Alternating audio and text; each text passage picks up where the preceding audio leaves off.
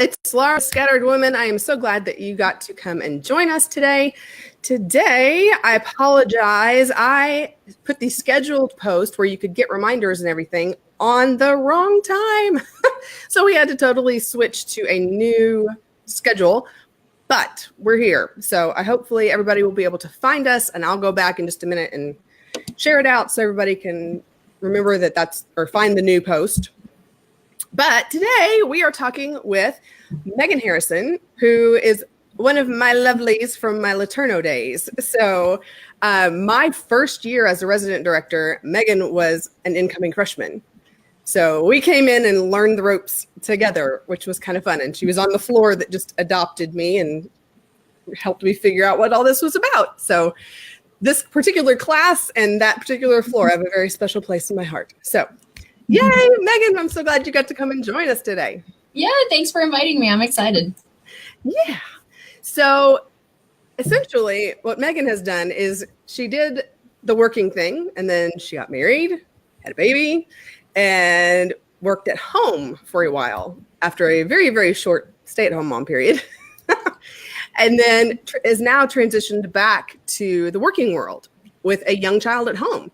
So as we are now switching to talking about going back to working outside the home on Scattered Woman, Megan is a great one to talk with as we start this conversation because she's done it and she's got a few tips on how to make that not such a horrible transition and to just make it easier on yourself. So Megan, I'm going to give you just a minute and let you introduce yourself, tell everybody who you are and what you're about, and I will hop over and just share this out so everybody can find us. Sounds good. Awesome. Well, like you said, my name is Megan. I'm super excited to be here today. It's been a wild ride. I was in the corporate world for a long time. My educational degree is in education, and I am actually trained to be a Spanish teacher, but that's not what I wanted to do straight out of college. So I went ahead and got into sales and marketing because I had some experience with that. And then I finally felt convicted to be a Spanish teacher about 3 years after graduating, which was super fun. And as we've moved from my husband's job, I've gotten to do a lot of different jobs. And so, yeah, now that I have a child, I went from sales and marketing at a office to sales and marketing at home. And then I'm now in the university world. I am doing fundraising and working for raising money for student scholarships. And so I'm excited for this job. I love this job. It definitely has an amazing, meaningful purpose. But yeah, so that's me right now. And my daughter's name is Cora, and she'll be 2 in May. And she's just a hilarious, funny human being that I do love the time that we get together. I can only imagine what your child must be like. If she's anything like you, it must be just riots and laughs all day long. Oh yeah, she's crazy. She's amazing. So I'm just, the time I get with her, I truly treasure. Yes. And we're going to talk about that a little bit too, because I do want to hear you talk more about just how you've managed to balance all of this. So you talked a little bit about what you had done pre-baby and really what you, I guess, wanted to do and how you've done that transition. So talk to us a little bit about how your career goals really kind of changed and redefined and got you to where you are now, post-baby. Yeah. So let's see. My career goals was I just wanted to do what was ever fun and made a good amount of money. I didn't want to be, a barista or anything like that. That's kind of like a low-key job. I wanted something challenging. I wanted something where I interacted with people. And so my goal was just to find whatever job suited that still got us towards our financial goals as a married couple. And so right out of college, I became a recruiter for the university. And that was awesome. And then I actually transitioned into the international education where I was a study abroad program coordinator. So I got to go all over the world and create contracts with partner universities. And that was awesome. Then I got married. So when we moved up to Iowa, my husband worked for John Deere. I actually got into the enterprise rent-a-car management training program. And that was amazing just to learn about business and how a business runs, and, not just the marketing side, but the accounting side, and how to be a good manager and be able to manage people. And so that definitely shaped a lot of what I did after that. And so once we needed to move to Louisiana for his job, he got transferred. I transferred with Enterprise, but I noticed that I kept picking up teachers. And so as we picked up teachers, I had conversations with them, and I'd get so excited about what they were doing. They're finally looking at me like, why are you renting cars? Like, you need to be teaching. And so I actually quit my job 2 weeks later and went ahead and found a job as a Spanish teacher in the middle of the school year.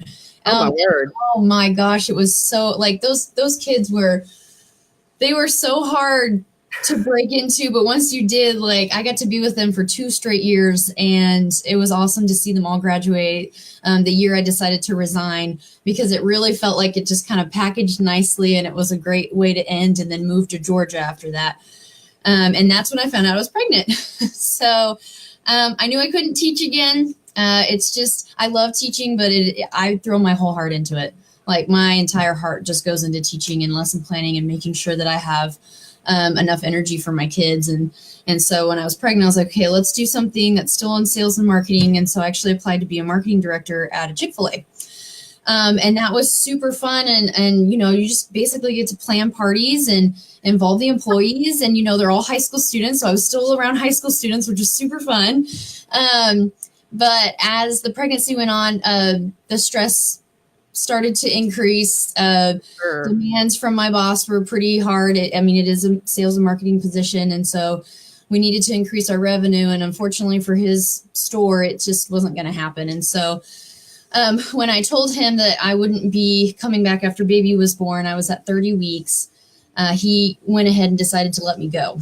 And so that was really hard, because my whole life has been defined by my job. And right. So when I met new people, they say, hey, what do you do? And it was the weirdest feeling to be like, I don't do anything. And so it was, I just basically had to wait out the last 10 weeks until baby came, and then I would have a purpose, right? That's when I would have a purpose. Is that how it works? Okay. So I was just in a waiting period. And in the meantime, in those 10 weeks, I went ahead and found some online skills and certificates to make sure that I would be a viable candidate at one point when I returned to work. Right. But then once baby came, I thought, maybe I'll just enjoy that and I'll just stay at home. But 2-3 weeks after she was born, I was kind of getting restless. I was looking around, trying to figure out what to do with myself. And I was like, man, this is harder than I thought, only because there is so much rest involved. And I just don't sit still very well. And so my university I graduated from actually picked me up and asked me to do online marketing for them, which was such a blessing, because he was like, you can work 10 hours, 15 hours, 20 hours. I don't care. Like, here's our goals at one point. And so let's see what we can do to work towards those. And it was awesome to be able to work for him. And so I got up to 20 hours. And then my chiropractor actually picked me up for online marketing as well. So here I was with a 6-week-old baby working 30, 35 hours a week from home. And the times I did have to go into the chiropractor's office, I could wear baby with me all day. And so it really was like an amazing experience to get to have baby literally on my chest for an entire year. Whether it was at home or in the office or out doing marketing events. All of my marketing friends, and actually I see some of them on here, they all met Cora when she was a little bitty baby. They all met her and saw her grow at every single marketing event we had each month. And it was so cool to get to involve her in that, because man, she was just such an adaptable baby. So I was definitely lucky in that way. That's for sure. For sure. Yeah. We really kind of had the opposite work history. Oh, Because I was still working working full time while Mini-Me was growing up. Oh, wow. She from newborn to 10 months. I was still an RD full time in the dorm. True. And I forgot that you were still at the university at that point. So Yes. It hasn't been that long since I saw you. It's just been a little long. But yeah, getting to have other people involved in her world and watching her grow. And that's really fun. And I think when we're stay at home completely, especially when our babies are little, we don't get that kind of interaction. So that's awesome that you were able to get that and still be home with her. Yeah. Oh, I'm telling you, when you talk about best of both worlds, that was totally how it was. And so I totally admire moms that can do that and sit at home and get house projects done and cook and, you know, teach their kids that way. But that's just not how I'm programmed. Like, I have to be outside the house. I get cabin fever so fast. Yeah. So did you ever come to any of my personality trainings when you were a student? Oh, okay. Yeah, absolutely. So yeah, if y'all have been around or been around Scattered Women for very long, you know that I talk personalities all the time, and it always comes back to this. But I talked in a recent post about how choleric moms really need something to do. And Megan and I share that square. So we are both in that there needs to be a job. I need to have a job. And we define ourselves by our work, just like you were talking about. And so if we don't have a job, particularly an outside the home job or one that is occupying a lot of our brain power, we just kind of, I don't know what I'm supposed to be doing. And that's when we tend to that's when we tend to get depressed. So if there are any other choleric mamas, the natural born leaders, the I must always be going and doing, this is for you. This is absolutely. A lot of the other personalities are like, nah, I'm good. I can rest. I can stay home. I can just be with my baby, and that's good. And those of us that have that choleric drive in us, we really start spinning our wheels. Yes. Trying to figure out what we're doing next. So, yeah. And it's interesting that you say that, because I think a lot of moms that share that square can sometimes feel guilty, like I should just be content with sitting here with my child and learning with my child and teaching them and stuff. And I don't think the guilt is applicable in that case. I mean, again, it's a personality difference. It doesn't mean that you're less of a mom because you can't sit there with your kid for 8 hours a day until dad comes home. It doesn't mean that. Right. It just means that you just see the world differently and you want your kid to be involved. Like, I was so happy that I got to have my kid involved in all that so that she could see it too. I mean, will she remember it? I don't know, but I think it helped build some of her personality. Yeah. Yeah. And it really does help shape our kids as to their perceptions of work. Yes. Like I talked in a recent post about how work at home moms teach their kids specific life skills just by working in front of them. Yes. And their kids really seeing that. And working moms teach their kids a whole nother set of skills. And maybe we'll explore that at a future point. But yeah, what kind of life skills are you really hoping that Cora and your future kids, what are you hoping that they really learn from watching you in this dual mom outside the home working role? Right. So let's see. Do you mind if we back up for a second and talk about that transition to full-time momming or full-time working? Yeah. You know, because I definitely want to answer your question, but there's a little bit of backstory that goes with that. Yeah. So let me think where I was. Okay. So Cora turned a year old, right? And I was kind of starting to hit my head against the wall. Like, we had moved from Georgia back to Texas. And so I was only working for the university 20 hours a week. So it wasn't the crazy 35, 40 hours sometimes a week. It was just 20 hours a week. But at the same time, she wasn't taking as many naps. She wasn't, entertaining her became putting her in front of a TV. And oh my gosh, like I said, I just wanted to hit my head against the wall because I was just so upset that was what it had become. And every time I would spend time with her, I felt like, oh, I need to be getting this done. I need to meet deadlines. But then every time I would go and work and she would clearly want to be interactive, I felt guilty because I was like, my kid wants my attention. It was so stressful. And I just knew at one point a break was about to happen. Like, and as it turned out, my boss, he said they were going through some transition and that the position wasn't going to be available anymore, the online marketing position for this department, but he wanted me to apply for a full-time position on campus with a different department that he works with. And at first I thought, oh my gosh, am I ready to go back full-time? I don't know if that's possible. Like, yeah, the money would be great and everything, but what am I going to do about Cora? And And so I was, I said, well, let me just go through the interview process, went through it, loved my boss, or my current boss when he was interviewing me, and just seeing his cast of vision for the position. I was just like, that's what I want to do. Oh my gosh. Like, let me be grateful to people for a job. Like, I just get to thank people all day. Like, what is that?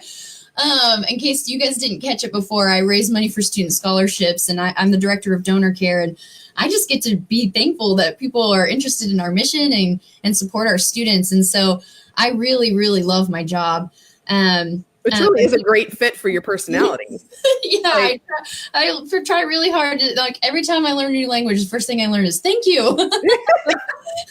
So anyway, so it's like, but as we were transitioning and we're looking at daycare and stuff like that, it was a bit of a rough transition. The first month, I was pumping because the breastfeeding component, right? Right. So I was pumping and trying to give her milk throughout the day because she was still feeding 6 or 7 times a day. She still wasn't sleeping through the night.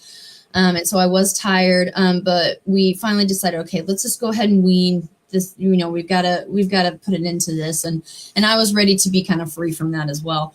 So as we were weaning, she, being in a daycare, she was exposed to a whole new thing.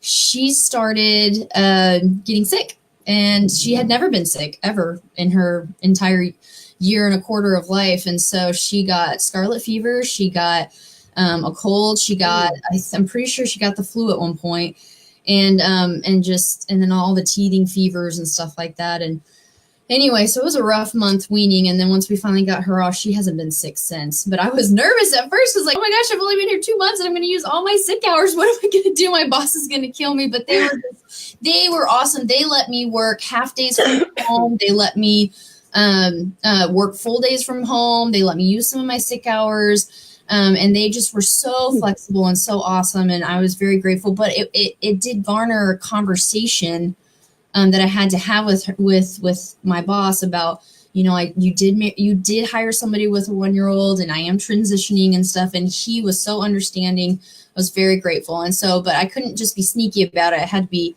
totally upfront and right. Talk to him. So anyway, all that to say, your question was, how do I want Cora to see this too? Now that we're in a position where I get to go to work and I get to focus on my job, and then when I come home, I have this much time with Cora, and oh my gosh, I just love it. I love that I don't have to have my phone on me. My family gets so mad that I don't answer my phone, but I tell them every time, you cannot bother me from 4:30 to 7:30 because that is Cora time. I'm very sorry, but I'm going to put a very strict boundary on that. And we play and we laugh, and she's even started helping me cook dinner. And I just want her to see that when mom's home, mom's home. Right. There's a mom, that is totally engaged and totally attentive. And that's not how I was before when I was working from home. Oh, and yeah. so, and then if she ever comes visit at work, I want her to understand that, yes, we're at work and mom's going to get her job done. And I just want her to understand that there can be boundaries and that you can put healthy limitations on what you do. And so the work ethic. I mean, I'm so grateful to my parents for giving me a really dynamic work ethic. They did a million jobs just like I have, and they found a way to make every single one of them fun. And so, there were tough days, but for the most part, I don't remember my parents ever really complaining a whole lot about their jobs, which is awesome. Yeah, for sure. Yeah. So I just want Cora to see that any job you have can be fun, even if it's one paying your dues, even if it's one starting at the bottom. If there's an end goal in sight that you're wanting to attain, then it's worth it. And so, yeah. Yeah. And another thing with personalities, I mean, cholerics really don't have a whole lot of trouble saying, nope, this is my boundary. Done. Like, oh, girl, it took me a long time to figure that out. Well, and this is where the personality stuff gets fun, because that strict choleric piece is very good at hard-nosed decisions. But none of us are just one personality type. So I'm half melancholy, and you're probably at least half sanguine. Yes. So that I really want people to love me. I want to go out. I want to be around people. That's where that creating boundaries piece gets hard, because we don't want to ruffle feathers. We don't want to make people mad at us. But we still have to have those boundaries. So if you're struggling with setting boundaries, know that you are not alone. And channel your inner choleric. Okay. Even if you only have like one choleric trait, pick that one and just try to focus in on making that time. Because like you said, we have to be present with our kids or they're just going to resent our jobs. Oh, absolutely. So, I mean, even working from home, I have, the time where mini-me is in quiet time, and that is my work time. So that when she's with me, we're doing homeschool, we're playing learning games, we're running around. I'm sorry? Nothing. Okay. But yeah, setting those boundaries so that our kids know that when we're with them, we're with them. And when we're at work, we're at work. Yes, absolutely. And I'm really grateful to our daycare because they do have really flexible hours. They're 7 a.m. to 6 p.m. And so I will say, and I see that one of the comments over there is that, hey, stay-at-home moms don't sit at home all day for 8 hours. No, you definitely don't. Like, right. You guys are so busy. You're like running around, you're corralling kids, you're doing projects, you guys are on fire. Okay. And for those that can different kind of fire. Yeah. I mean, they're scheduling play dates. And so I figured that if I was going to be a full-time stay-at-home mom, Cora was so social, probably because I bred it into her. Okay. She was so social that I would have to literally plan 1 million play dates a day and for her to get that out. And so by the time she was in daycare, I mean, she loved it. She loved it. Like, she loves interacting with those kids. She loves her teachers. And I know for stay-at-home moms, you guys work really hard to socialize your kids and everything like that. But that's a lot of effort that I was I don't have the capacity for, and you guys definitely do. So I am all about you guys. And that's a huge point, to be able to know our personalities well enough to know which direction is best for us. Yes. Like when I was building out my coaching programs, that was a huge piece. I mean, obviously I love personalities, so I want to talk about them in general, but knowing, okay, this is my personality. This is how I function naturally. These are my strengths. These are my weaknesses. Am I going to be able to handle an outside the home job? Am I going to be able to handle working at home?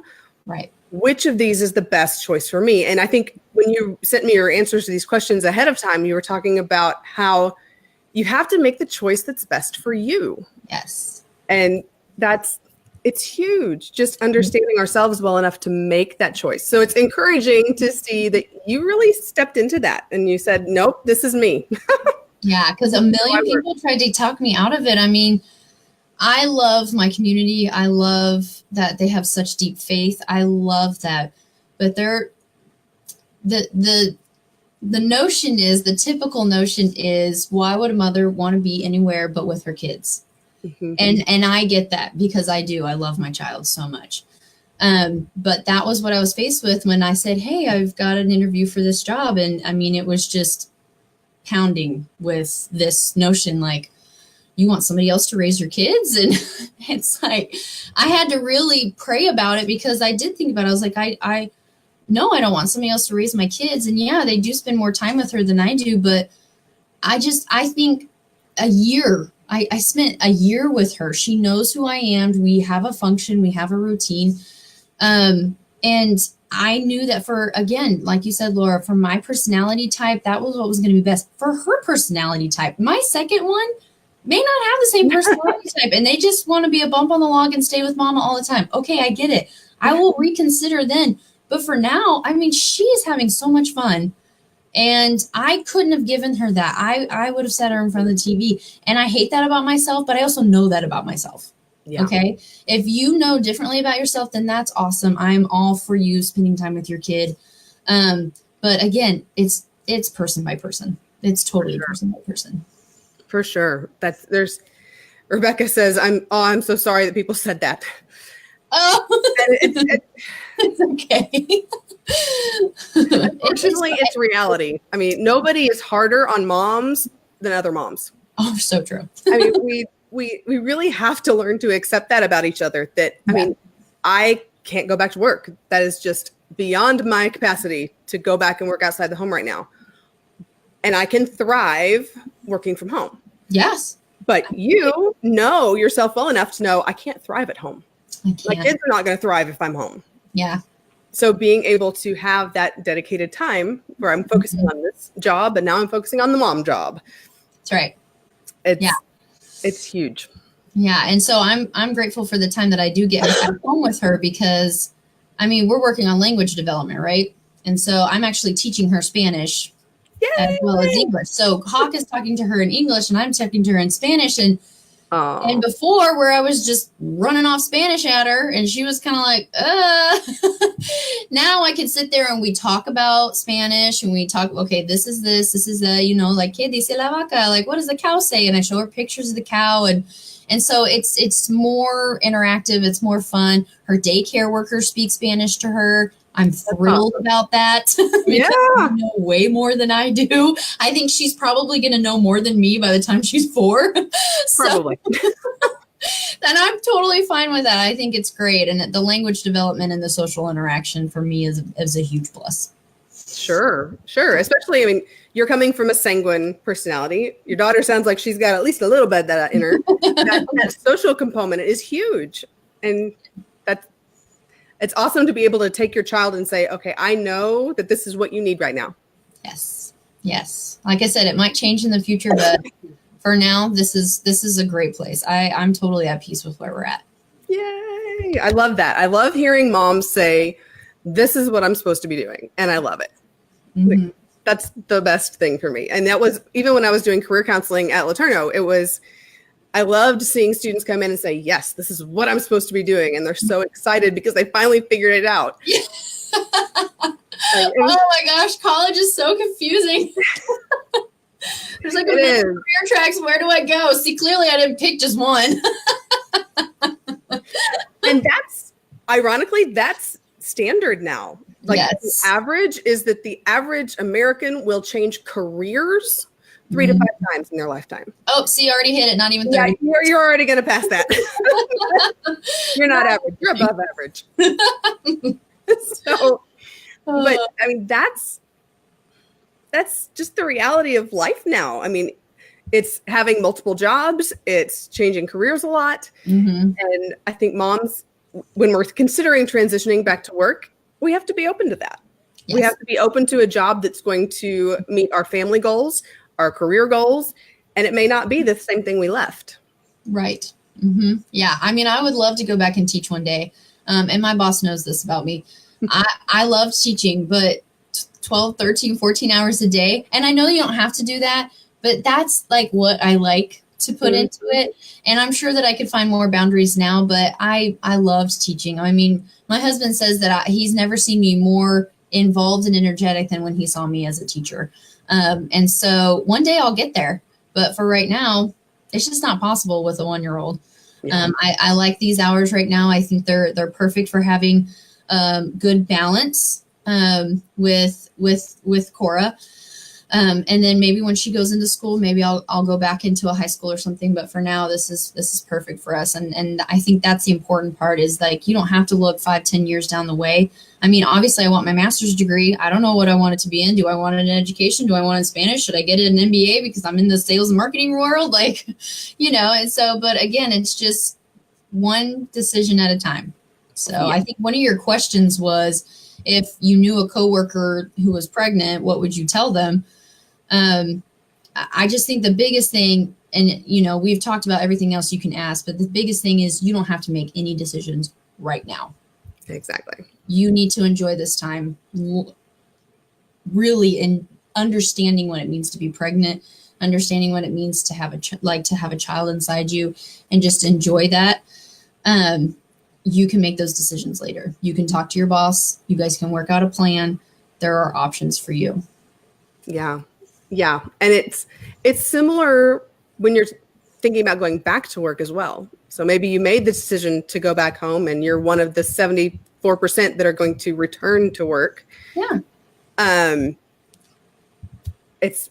So now you're talking to maybe a mom that's saying, okay, I'm spinning my wheels here. I need to do something. What are you going to tell her? Yeah. Oh, girl. Yes. Yeah. So are you asking me? Yeah. Oh, yeah, absolutely. Pushing it up on you. Oh, good. Okay, so I'll take a stab. So when you're talking to a mom that's like, okay, I'm getting antsy, I'm getting restless, I would just probably say, okay, so what are your gifts? Talk about those. We need to look at personality tests. We need to look at where you feel like you're thriving. I know the Enneagram is big right now, and actually that taught a lot about my leadership skills as well. I am a very defined 7. That's for sure. If you guys know what that is, you'll be like, oh yeah, I could have totally picked that out. But anyway, so once I found that out, there's also these levels. There's like 9 levels of like a thriving 7 and a not thriving 7. And I will tell you, at Chick-fil-A, I was not a thriving 7. I was a pretty dead 7. And you could tell I exemplified every single one of those negative attributes of a 7 that doesn't feel like their work is working. And so finding out, talking to that mom, what positions have you had? What do you want your work schedule to look like? Have you looked at daycares? Do you want to start with a business at home? Do you want to look at doing online marketing or online copywriting? There's a lot of English majors out there that are looking for some side jobs. What do you want to do? And so then if they decide, okay, working at home, great, we'll explore those. They say, you know what, I kind of like the separation. I think it's okay if my kid goes into daycare. Be like, okay, great, let's look at full-time jobs. And somebody like Laura, who is a great coach for moms that are returning to work or trying to build their at-home business, I think that's invaluable. And the money that you invest in that is totally going to come back to you because, she knows the market. She knows the transition. She understands what employers are looking at. I'm just looking at her page and some of the posters she's made. It's a tough world out there for moms that have a gap in their resume. Absolutely. We talked about that a little bit behind the scenes, but it's the reality of how things are. And the more we learn about how to comport ourselves in a way that shows people, I've got what it takes. I'm a mom and I am twice as productive as this other person because I'm committed to being here. Yes. Yes. And it's just a matter of learning how to show that to an employer. But a lot of stay-at-home moms who are transitioning back to work don't know how to do that. So, you had an awesome kind of backstory. It's what I tell my stay-at-home moms all the time. Like, do something while you're home. Yes. Even if you're you're involved in PTA, you're serving at your church, you're doing something. So there's not this huge gap on your resume. Right. That you've been invested and involved in something. But you really went from quickly recognizing stay-at-home mom was not your thing to being that work-at-home mom, having a job while you're home. So you've totally negated any sort of gap in your resume. True. Totally true. And you've gotten to be home with your kid. This is the best of both worlds, in my opinion. It totally was. I loved my time with Cora, and I totally relished every moment we had together. And when she would sit on my lap, I have pictures of her just taking a nap on my lap while I'm working on online marketing. And I just look back at those so fondly, like, I am so blessed that I got to do that. I'm so blessed that I got to contribute to my family's finances, but also get to spend time with my kid. And at that point, they just want to be near you. That's all they want to do. And so the interaction and everything comes later. And I need some serious education on that because I got to learn how to interact with 1-year-olds because I'm a high school teacher. But, it comes. And, the daycare workers are actually helping me a lot. So they do arts and crafts. She comes home with colorings all the time. I'm like, what in the world is this? A 1-year-old is doing arts and crafts. And she loves it. She's always, color, mom, color. Okay, you're one. So anyway, I think it's great. I'm very, very, very blessed that I got to do that. And I'll just do a shout out right here. Dr. Bill Pugh was, he just picked me right up for the Center for Faith and Work. And I'm so grateful to him.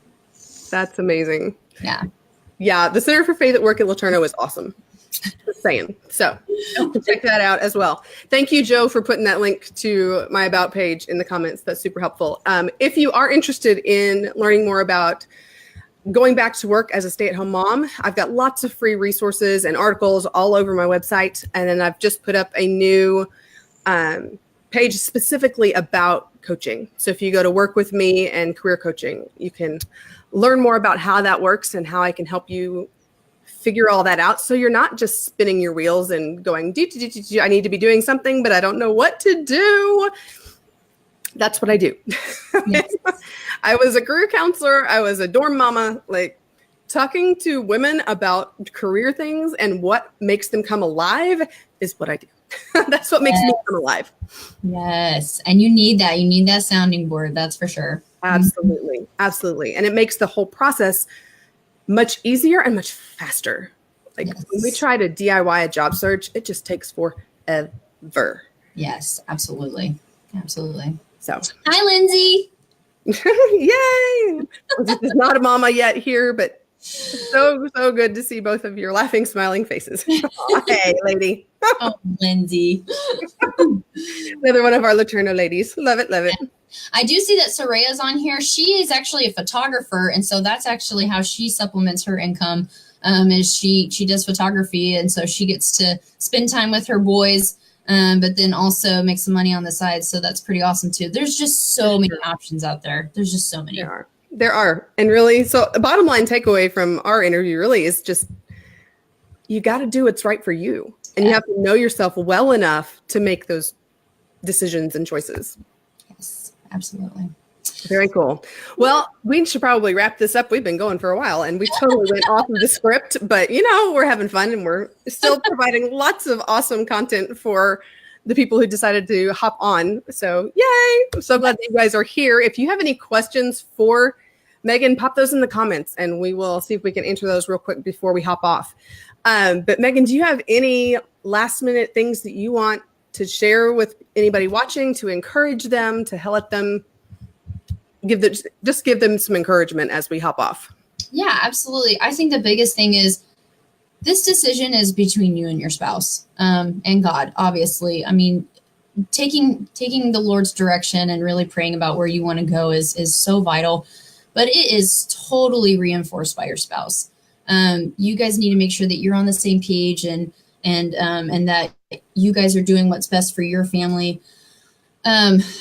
Sorry, I can't. Joe, you got such great comments. You're the best, dude.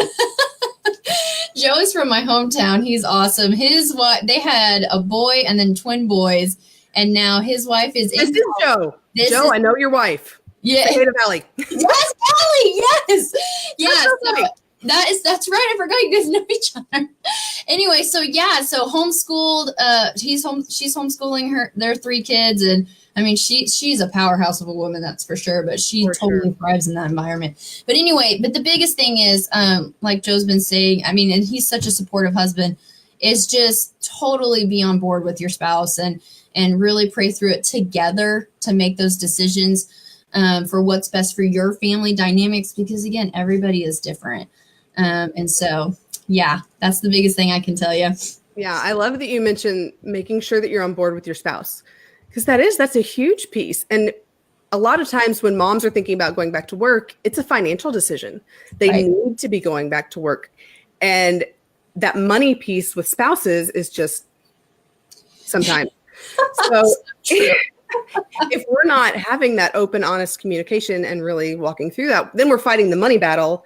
Yes. And career battle, and neither one of those is good for your marriage. So yes, I feel like that needs to be a post. We may need to work on that one. Yeah, with spouses. Yeah, because actually I was seeing that Rebecca was on here, and her spouse are actually debt free, and they're totally public about that. So I'm not sharing anything they don't say, but they're debt free, and Rebecca decided to get a part-time job just to have some interaction with people, and so she quickly decided that wasn't going to work for her, and that's fine. But that was a decision that her and her spouse made together.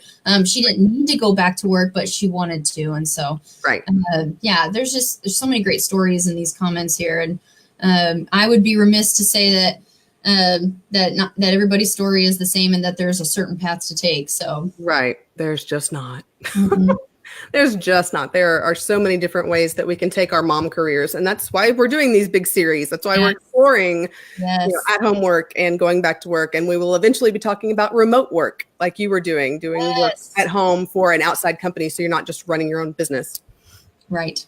Mm-hmm. But yes, we're exploring all of those things because not one thing is right for everybody.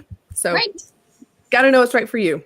Awesome. Well, thank you so much, Megan, for being with us. This has been so fun. We've had lots of people hopping on and lots of comments. This is great feedback. And if you guys have not been checking the comments, make sure you do and interact there as much as you would like. Maybe you know somebody you didn't know you knew.